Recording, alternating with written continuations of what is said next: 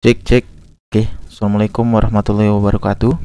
Selamat pagi, selamat siang, selamat sore, selamat malam. Masih balik lagi di channel edukasi ya yang masih membosankan ini, yang masih mengikuti, alhamdulillah, terima kasih. Jadi masih saya akan membagikan informasi tentang FC51 ya. Bagi yang belum nonton part-part sebelumnya, silahkan tonton dulu biar bisa nyambung saya bahas ini. Oke, sebelum kita lanjut ke pengoperasian, jadi kita harus tahu dulu bagian hardware atau trigger yang akan digunakan sebagai aplikasi yang disetting pada parameter. Untuk itu saya akan jelaskan dari bagian power sampai bagian kontrolnya ya. Di sebelah kiri ini udah ada bagan untuk power, yang atas ini power, yang kursor saya ini bergerak, dan yang bagian bawah ini adalah kontrol. Jadi saya akan jelaskan satu persatu supaya nanti untuk pada saat setting parameter bisa tahu terminal mana yang digunakan sehingga bisa berfungsi dengan maksimal. Oke, yang pertama kita mulai dari supply voltage ya. Jadi di sini yang pertama ini dari atas ini main supply. Jadi supply itu ada yang single pass, ada yang 3 pass. Jadi terminalnya itu yang ini 3 pass power input ya. Jadi untuk mengulang sedikit ya, kalau prinsip kerja inverter itu secara kasarnya itu jadi tegangan AC, lalu dia akan dirubah di dioda atau SCR ini, dia akan berubah menjadi tegangan DC. Dan di sini ada kapasitor bank ya. Dia untuk bisa untuk memfilter, jadi supaya ripple-nya itu berkurang. DC itu gelombang DC-nya hampir sempurna. Lalu dirubah lagi oleh bagian IGBT ini, dari DC berubah ke AC lagi. Tapi tentu saja gelombang yang di sini agak berbeda sedikit dengan gelombang AC di input ini ya. Karena di sini kita sudah pakai PWM. Jadi istilahnya secara kasarnya itu sinyal buatan lagi ya. Karena yang di sini itu 50 Hz terus, dari PLN itu kan standar di Indonesia itu 50 Hz ya. Nah, kalau yang di sini karena kita untuk bermain kecepatan motor ini berkaitan dengan frekuensi, maka si gelombang ini nanti bisa dirubah frekuensinya. Maka menggunakan IGBT ini. Oke, jadi main supply itu ini tegangan.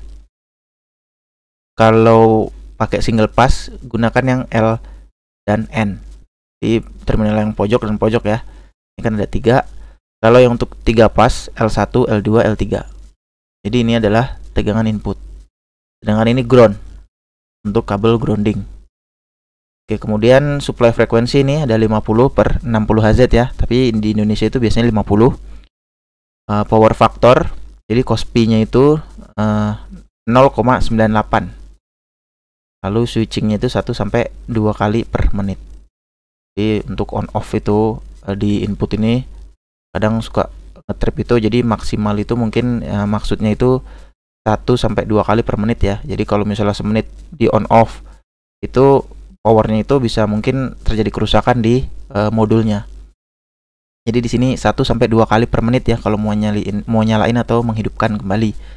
Mau menghidupkan dan mematikan kembali dan dinyalakan lagi, itu maksimal 2 kali per menit. Jadi jangan sampai power itu on off selama 1 menit, itu akan memungkinkan komponen itu rusak.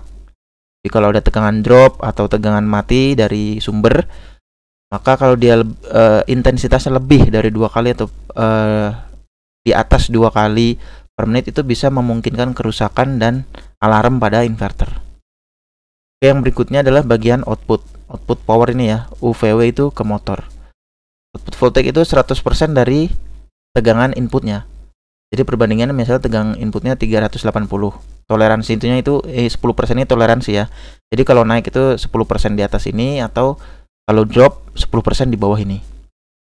Jadi inverter ini punya range toleransi itu kurang lebih 10%. Di outputnya pun nanti harus sama ya. karena berbanding lurus dia.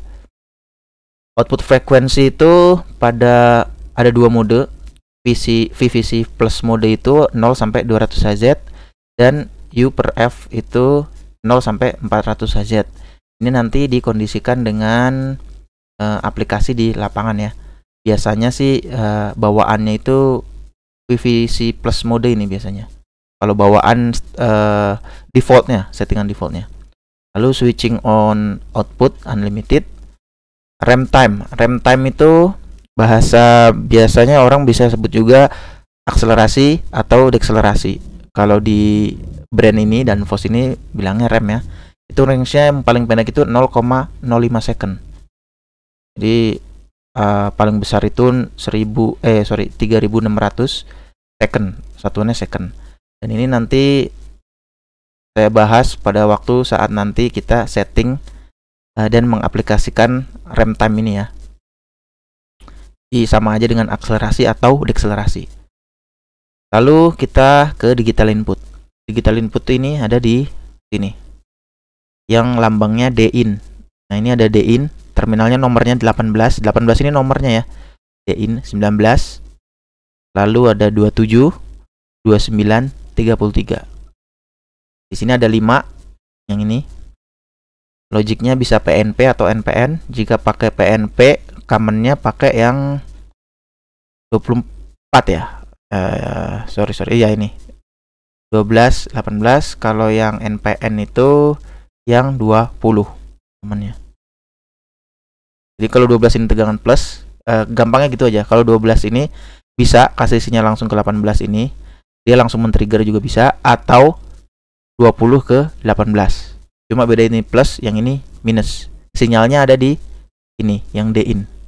Jadi kalau di sini lihat ada switch-nya ya. Ini mau pilih NPN atau PNP di sini defaultnya. Kalau nggak salah sih defaultnya ini PNP ya, kalau nggak salah. Oke, lanjut. Voltage levelnya itu di kontrolnya itu 0 sampai 24 volt. Jadi DC ya. Yang ini kita udah beralih ke kontrol, artinya pakai tegangan yang udah DC. Paling besar 24 volt. Lalu input resistannya itu 4 kilo ohm. Jadi kalau ada di ada tahanan tertentu, biasanya ada tuh kecil-kecil itu dia sekitar 4 kilo ohm. Kemudian ada fitur pulse input. Jadi dia bisa dimasukkan sinyal yang berupa pulsa atau tegangan yang gelombangnya kotak-kotak ya. Kalau pernah belajar itu dia itu berupa pulsa atau sinyal digital yang berupa on off dengan frekuensi tertentu ya. Jadi di sini ada programmable pulse inputnya disediakan 1. Nanti itu di sini nggak dijelasin ya nomor berapa. Nanti bisa saya jelaskan lagi, ada penjelasan digital input itu bisa disetting macam-macam. Nanti saya akan buatkan terpisah. Jadi fungsinya itu apa aja nanti saya bisa jelaskan. Jadi digital input ini 18, 19 ini sampai 30 ini bisa disetting ya. Fungsi-fungsinya itu bisa disetting macam-macam. Nanti saya akan jelaskan. Cuma kenapa di sini ditongolkan lebih dahulu, karena mungkin di inverter lain belum tentu dikasih dengan barang yang apple to apple. Saya sih baru nemu di beberapa aja sih, karena saya belum semuanya saya pelajari semua inverter. Jadi cuma saya ada beberapa, ada yang enggak gitu loh. Jadi ini voltage levelnya sama, masih 24 volt DC ya, tapi dia PNP, jadi khusus dari positif. Lalu ada pulse input akurasi, jadi akurasi pulsanya. Lalu input frekuensi itu 20 sampai 5000 Hz. Jadi misalnya ada modul atau alat yang mengeluarkan sinyal pulsa itu range-nya segini. Minimal di 20 Hz, maksimal di 5000 Hz. Nah, untuk pengaplikasiannya biasanya sebagai speed ya, biasanya itu untuk variabel speed tapi sinyalnya bentuknya pulsa. Lalu ada analog input. Analog input ini ada 2 ya. Jadi yang terminalnya yang nomor 53, ini ada tulisannya AIN 60. Jadi ada 2 AIN. Ini berarti analog yang masuk ke inverter. Artinya dia dibaca oleh inverter. Di analog itu di sini ada satu current atau satu voltage or current. Jadi modenya itu bisa milih. Jadi ada switchnya. Ini ada switch kecil. Jadi mau milih mau antara 53 ini sebagai penerima tegangan 10 volt atau arus yaitu 0 atau 4 sampai 20 mA. Ini ada switchnya. Jadi milih. Lalu yang nomor 2 itu 60 ini dia hanya 0 sampai 4 sampai 20 mA. Jadi ini nggak ada switch, yang ini fix. Jadi ini nggak ada switchnya, yang ini fix untuk terima arus, sinyal yang berupa arus ya. Kan ada dua, yang umum itu dua, analog namanya. Analog itu biasanya untuk speed juga atau sebagai feedback. Bisa jadi dua macam. Bisa sebagai referensi, bisa sebagai feedback, tergantung fungsi atau aplikasinya ya. Nah, kenapa saya jelaskan di sini? Karena ini nanti akan menyangkut untuk setting parameter. Jadi fungsinya apa, nanti di mana itu. Kalau ini nggak saya jelaskan, saya tiba-tiba bahas soal setting, nanti akan bingung carinya. Jadi sebaiknya saya jelaskan dulu ini. Jika emang sudah biasa, alhamdulillah. Tapi untuk yang nanti misalnya belum biasa atau butuh pengetahuan lebih, semoga bisa membantu. Jadi ini voltage-nya scalable, bisa diskalakan. Saya kasih contoh aja, misalnya 0 sampai 10 volt. Ada dari power supply atau potensio, biasanya kalau tahu potensio itu mewakili 0 sampai 50 Hz, itu juga bisa. Atau misalnya skalanya 0 sampai 10 volt, 0 sampai 20 Hz, itu juga bisa. Itu tinggal main skala aja. Nanti ada parameternya. Yang arus pun sama, scalable, dan caranya juga sama. Maksudnya prinsipnya sama dengan yang 10 volt. Tinggal variabelnya apa dimasukkan. Misalnya kalau sebagai feedback, misalnya 4 sampai 20 mA itu kebanyakan dipakai untuk feedback dari sensor pressure transmitter, tuh biasanya pakainya 4 sampai 20 mA. Nah, misalnya 4 itu 0 bar dan 20 itu mewakili 10 bar misalnya. Jadi seperti itu fungsinya kurang lebih. Lalu ada analog output. Nah, analog output ini keluar ya, A-out. Artinya dia sinyal atau tegangan DC yang dikeluarkan oleh inverter sebagai status sinyal. Jadi mewakili ya. Misalnya di sini ada satu ya, programmable analog output. Jadi programmable artinya bisa di setting. Dia ini sebagai statusnya apa? Misalnya di sini saya kasih contoh. Di sini ada 4 sampai 20 mA. Saya akan contohkan misalnya sebagai speed, untuk mewakili speed. Jadi misalnya inverter lagi jalan, 0 itu mewakili 4 mA, sedangkan 50 Hz. Jika inverter ini sedang running 50 Hz, maka sinyal yang dikeluarkan akan 20 mA. Jadi di situ. Di sini saya belum pernah coba untuk scaling, tapi nanti saya coba pada saat ada tutorial untuk scalingnya ya. Karena di sini nggak dijelaskan seperti ini. Analog input ini ada tulisan scalable. Dan di sini cuma ada max load common analog output 500 ohm. Jadi 500 ohm ini mewakili, misalnya ada, kan suka ada di panel itu semacam apa ya disebutnya, jarum barometer itu yang biasa untuk speed, Hz atau RPM. Itu kalau diukur 500 ohm. Mungkin itu maksudnya. Lalu tingkat akurasinya itu 1% dari full scale. Jadi mungkin toleransi aja ya. Ada errornya, itu kan tegangan itu kan nggak apa ya, banyak gangguan, kadang ada induksi, ada jarak, ada segala macam, ada kemungkinan terganggu atau mempengaruhi nilainya. Lalu kita lanjut ke onboard power supply. Onboard power supply output voltage-nya itu 10,5 plus minus 0,5 volt. 24 plus minus 0,5 volt. Nah, ini apa? Ini adalah power supply DC yang dikeluarkan oleh inverter. Nah, terminalnya itu yang ini nih, P-out. Di sini kan ada switch mode power supply ya. Jadi ini ada di dalam inverter. Nah, ini terminalnya itu 50.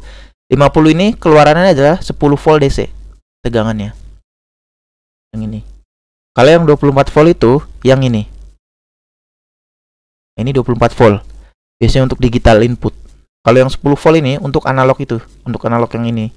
Ada range kan 0 sampai 10 VDC. Jadi ini untuk power supply-nya itu bisa ambil dari inverter. Jadi saya kasih contoh aja. Misalnya kita mau pakai potensio sebagai referensi speed. Potensio itu kakinya ada 3. Jadi ada misalnya ada kanan, tengah, dan kiri. Kita ambil contoh yang kanan. Yang kanan akan masuk ke 50, itu sebagai sumber. Yang tengah akan masuk ke 53, dan switch ini harus ada di 0 sampai 10 volt ya, untuk menerima sinyal tegangan kan. Jadi kaki tengahnya ini ke sini. Lalu kaki yang kanan sisanya itu masuk ke common-nya 55 di sini. Di sini ada gambarnya, nanti mungkin ada gambarnya di tutorialnya ya. Ini kan baru pengenalan aja terminal-terminal dan fungsinya. Nah, jadi 3 kaki itu masuk di 50, 53, dan 55. Tuh. Nah, untuk arusnya yang lewat itu 25 mA, dan itu biasanya jarang sih diukur, itu nggak bakal ada masalah biasanya. Kecuali emang potensionya rusak. Lalu ada 24 volt ini 100 mA. Nah, ini yang suka kadang ada pernah menemukan kasus. Jadi yang 24 volt ini karena mungkin ada modif atau ada tambahan di panel.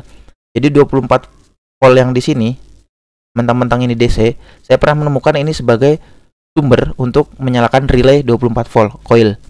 Itu saya sangat tidak menyarankan. Karena apa? Itu dapat merusak inverter itu sendiri.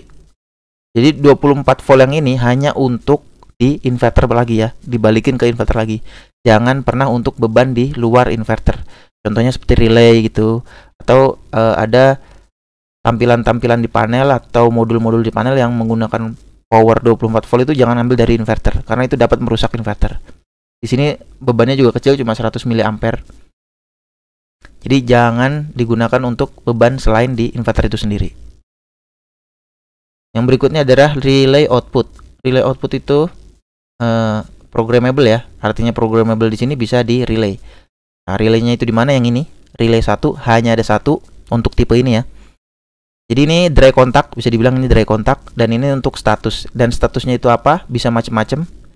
Ada status alarm misalnya, ada status running, ada status ready, jadi ada macam-macam. Jadi prinsipnya, misalnya saya kasih contoh, misalnya untuk menghidupkan lampu. Jadi misalnya status inverter ini running, maka lampu akan nyala. Jadi kabelnya itu tinggal masukkan kabel sumber masuk ke terminal nomor 1. Lalu keluarannya di nomor 2. Kita pakai yang direct contact NO ya. Karena kalau NC langsung nyala terus. Jadi kita tarik dari sumber, jadi dia hanya lewat aja. Lewat ke sini, ketika dia statusnya tercapai atau misalnya di setting untuk running, inverter running, maka dia akan kontak ke sini. Jadi lampu akan nyala. Ketika dia stop, maka ini akan balik lagi kontaknya. Nah, kurang lebih seperti itu. Dia bisa dilewati tegangan 240 volt AC 2 ampere, dan itu hanya biasanya untuk relay, untuk ke PLC, atau untuk ke lampu. Itu pun lampu panel ya, maksudnya lampu pilot lamp. Itu kan kecil, lampu pilot lamp itu kecil. Jadi di sini DC pun bisa asal lewat aja. Yang penting jangan dikasih beban yang berat. Ya, contohnya seperti itu aja. Ada coil relay, ada masuk ke PLC langsung atau ke pilot lamp. Jadi itu. Lalu ada field bus communication, itu FC protokol atau Modbus RTU. Terminalnya yang ini. 69, 68, dan 61. Biasanya tuh 69, 68, 68 itu P, itu artinya positif ya. Lalu 69 itu N, itu negatif ya. Ini RS485 bentuk kabelnya. Jadi dia cuma 2 kabel, ada 3 kabel pun kadang-kadang yang ini dimasukin ground, kadang pun nggak dipakai. Kabel ini biasanya standarnya shielded ya. Jadi nggak kena gangguan gitu sinyalnya. Fungsinya di mana? Fungsinya adalah sebagai komunikasi, sebagai semacam referensi bisa, sebagai status bisa, untuk program inverter pun bisa. Nanti dari sini colok ke laptop untuk di setting, itu sama terminalnya di sini juga. Jadi hanya satu, disediakan satu untuk komunikasi, biasanya ke controller semacam PLC atau ke PC. Jadi 2 itu ya. Ini terminal 69 dan 68. Kabel length. Jadi kabel length itu panjang kabel ya. Maksimal motor kabel itu 15 meter shielded atau screened, artinya yang ada lapisan tambahan. Lalu yang unscreen atau unsealed itu 50 meter. Ini saya belum begitu teliti atau apa bedanya yang 15 meter, karena saya jarang sekali sampai 15 meter sama 50 meter itu saya belum pernah. Jadi rata-rata itu dekat lah, nggak nyampe 10 meter itu dari inverter. Ini maksudnya kabel power ini ya, motor. Jadi dari sini dari UVW ke motor ya. Ini ada yang 15 meter, ada yang 50 meter. Bedanya cuma di jenis kabelnya. Yang 15 meter itu sealed, yang 50 meter itu unsealed, jadi tanpa sealed. Saya belum terlalu detail mengenai bedanya itu 50 sama 15, cuma biasanya saya nggak pernah sih sampai begitu panjangnya dari inverter ke motor. Itu biasanya sekitar di bawah 10 meter. Lalu ada surrounding eksternal ya. Ini semacam apa ya, enclosure. Ini IP20 itu di bodinya, di unitnya, di hardware-nya itu IP-nya masih 20. Lalu vibration test itu 0,7 G. 0,7 G ini apa, saya kurang tahu maksudnya. Mungkin satuan dari vibrasi ya di tes itu. Toleransinya segini mungkin. Dia dapat bergetar sampai nilai segini. Lalu humidity itu kelembapan. Jadi kelasnya itu ada. Saya pikir ini nggak terlalu diperhatikan juga, karena lingkungan di pabrik atau di manapun inverter itu nggak bisa ditebak ya. Pakainya yang penting aman aja, kering. Lembab pun ini ada range-nya 5% sampai 95%. Aggressive environment, dia udah quoted. Tambahin temperatur, jadi temperatur sekitarnya itu maksimal 50 derajat Celcius. Itu adalah lingkungannya ya. Ambient itu lingkungannya 50 derajat. 24 hour average itu 40 derajat, itu artinya kalau 24 jam ya, sekitar 40 derajat Celcius. Jadi ini lingkungan sekitar, walaupun dalam prakteknya mungkin, tapi jarang sih, mungkin hanya 40-an kayaknya. 50 itu jarang, panas sekali 50. Profile ini standar.